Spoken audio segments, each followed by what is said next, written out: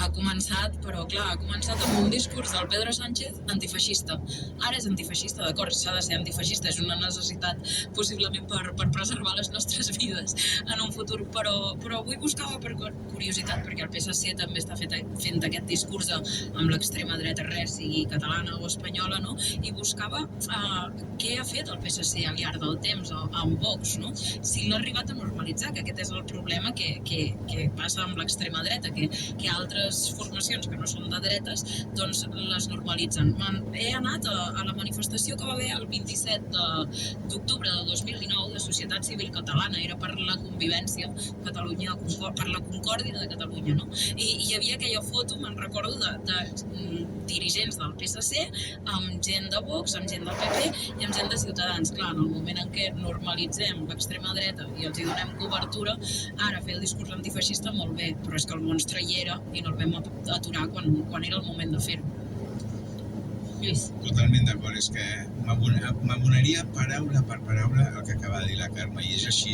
I moltes persones vam avisar en el moment on es va debatre sobre ja no la conveniència, sinó sobre la legalitat o no de partits com Vox. Algunes persones ens feien callar, deien que era democràcia, de què t'estaven parlant, de que totes les opcions eren vàlides, i al final passa això, passa que blanqueges fins a tal punt que sempre, ara ja té espai Vox perquè aparegui una nova formació a la dreta de Vox. És així de pervers, perquè al final van matitzant públicament el missatge amb la recerca de nous electors. Jo tinc molts dubtes sobre això, tinc molts dubtes, de veritat. Expressa'ls, en part. Odiant el que representa aquest senyor Torero, el que faran amb la llengua catalana, la foto aquesta que esteu dient ara,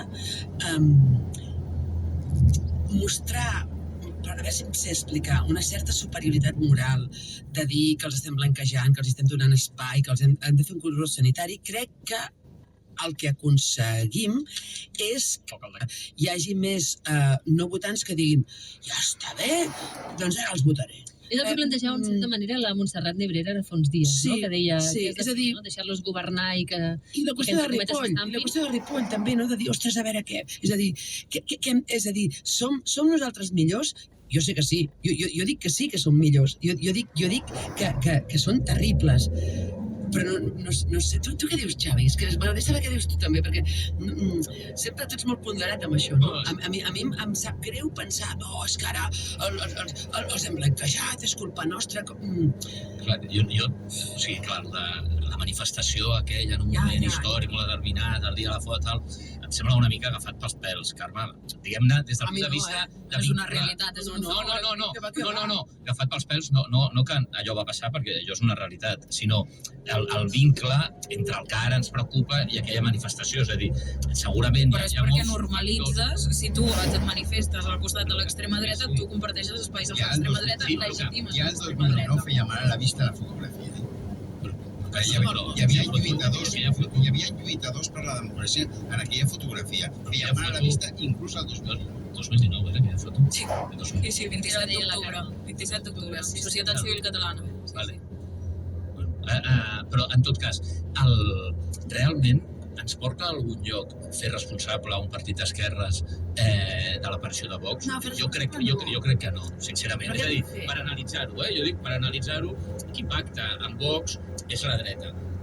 No pacta l'esquerra, a hores d'ara, no? La foto és la foto, Xavi, també, No, ja, però que ens podem... O sigui, jo no dic que no sigui una dada, i la dada està aquí, i el que podem és assenyalar la dada, que em sembla bé que la Carme l'assenyali, però entretenir-nos o quedar-nos en aquesta dada. Per mi, el significatiu és l'espai polític que se li dona. I l'espai polític que se li dona, qui li dona aquest espai polític en aquests moments, a Espanya, en el seu conjunt a Vox, és el PP. I jo crec que és això el que ens ha de preocupar, no la foto d'aquell dia. I el blanqueig, per mi, el blanqueig es produeix quan, i no vull fer un lligam artificial,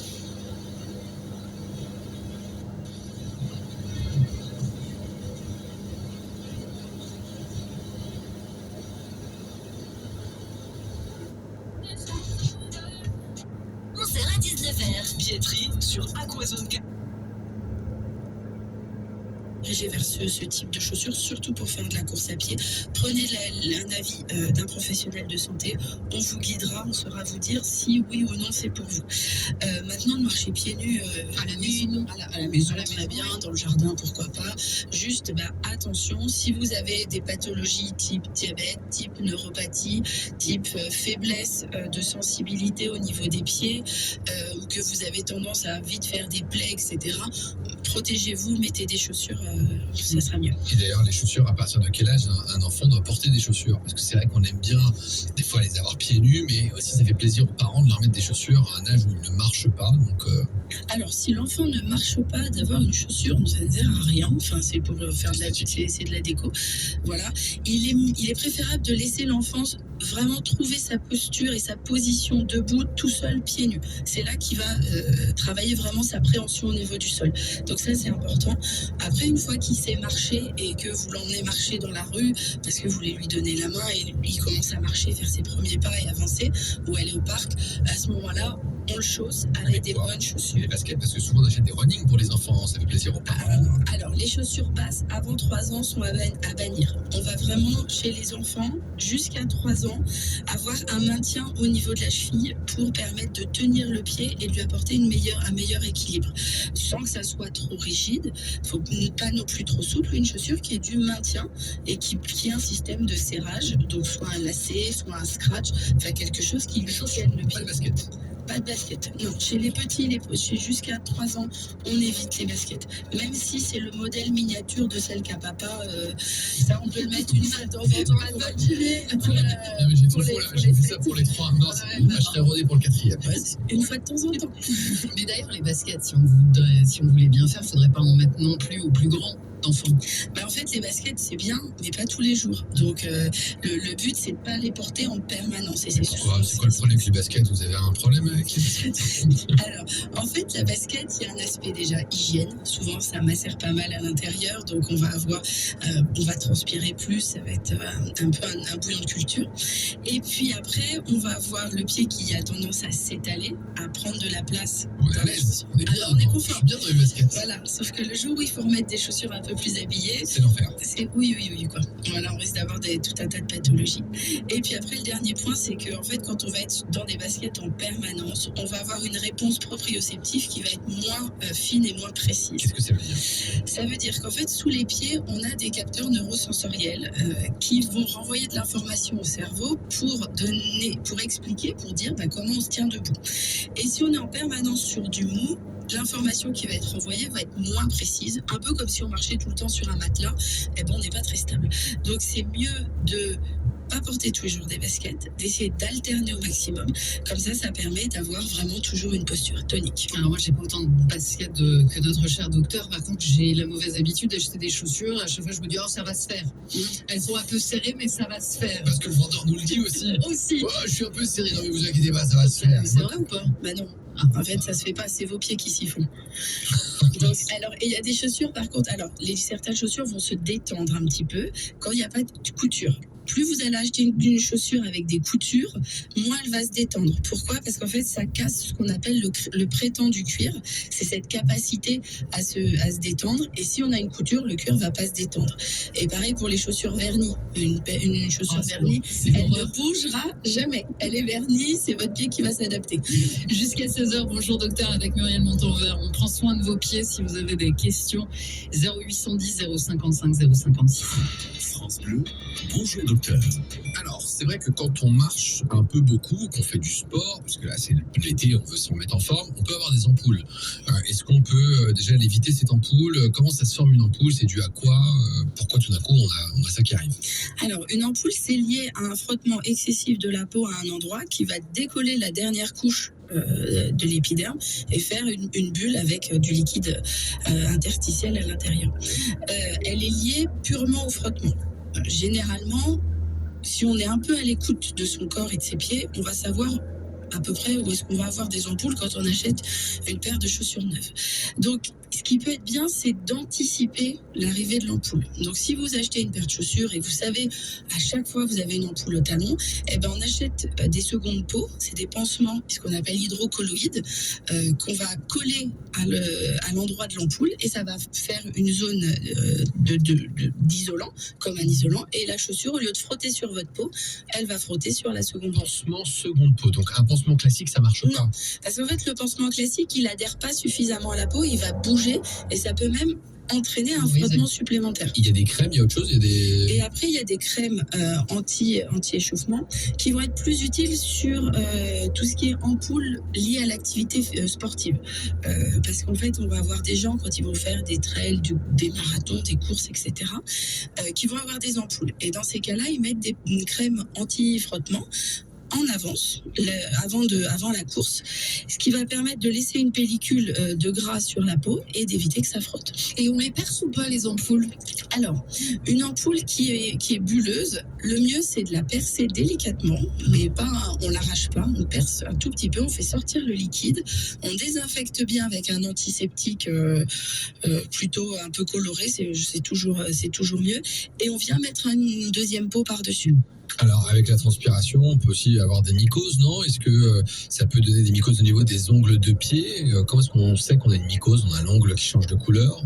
Alors, c'est pas la transpiration qui va entraîner la mycose directement. La mycose au niveau des ongles va arriver sur du long terme et c'est quelque chose de très insidieux. Souvent, ça va arriver à la suite d'un choc sur un ongle.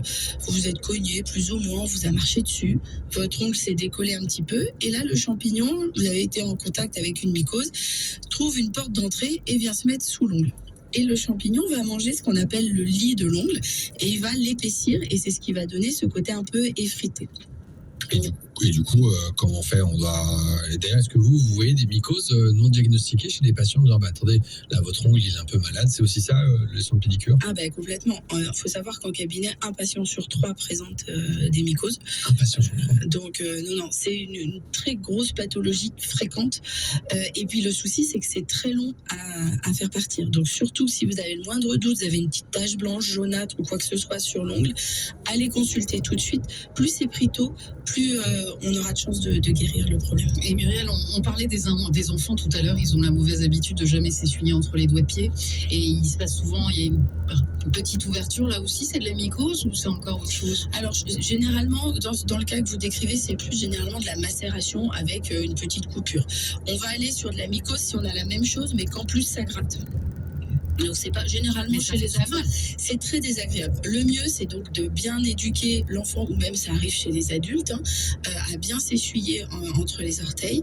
Même c'est souvent difficile avec la serviette éponge de passer entre, donc on n'hésite pas à prendre une boîte de mouchoirs et on prend un petit mouchoir et on vient s'essuyer entre chaque orteil et puis on applique un produit de la bétadine entre les orteils, c'est ce qu'il y a de plus efficace pour ça. Et puis Géraldine, il y avait une question, vous la posez par rapport aux odeurs de pied. Comment est-ce qu'on fait pour lutter contre ça? Parce que c'est vrai que dans les baskets, il fait chaud, on transpire. Est-ce qu'on met quoi, du déodorant? Est-ce qu'on doit mieux se laver les pieds, bien sécher? Comment est-ce qu'on fait pour lutter contre ces odeurs? Bon, alors pour les odeurs, il y a plusieurs facteurs. Déjà, on change de chaussures tous les jours. Donc on aura moins de problèmes d'odeur de chaussures. J'ai beaucoup de chaussures. Voilà, donc ça c'est très bien. Après, on met des chaussettes en fibre naturelle, type coton, et de préférence claire. Pourquoi? Parce qu'en fait, les chaussettes foncées, de par la couleur, ça va garder un peu la chaleur au niveau du pied et on va transpirer plus. Donc plutôt une chaussette claire en coton. Et après, si vraiment malgré ça, ça reste problématique, il existe des poudres déodorantes, il existe des traitements qu'on appelle détranspirants et pas désodorisants. Le but, c'est pas de camoufler l'odeur, c'est plutôt d'aller chercher la cause du problème et de réguler votre transpiration. Merci. C'est la journée nationale de la santé du pied. On s'occupe des vôtres et des miens en l'occurrence. Si vous avez des questions, 0810 055 056 M sur France Bleu Mogoto.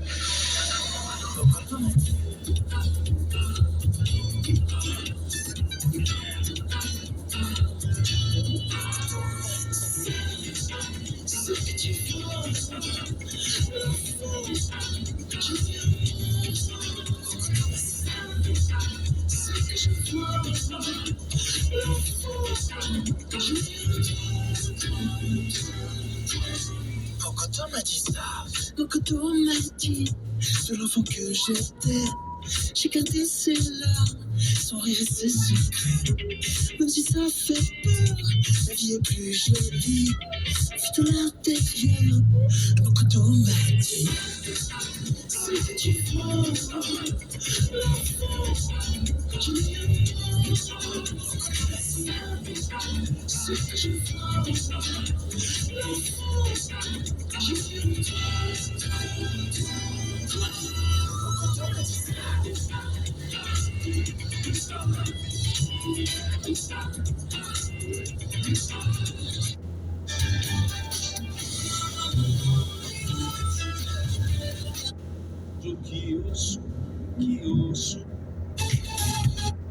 T'agafa un vertigen que és que hi ha nens dels seus fills o qui siguin que depenen de mi. I entre els companys de Fórmula 1, clar, tu al final competeixes contra els teus companys de Fórmula 1, però quan tu a la pista hi ha companyerisme o segueix havent una competitivitat? Depèn. Suposo que hi ha, com a molts casos, amb gent amb la que connectes millor que amb altres i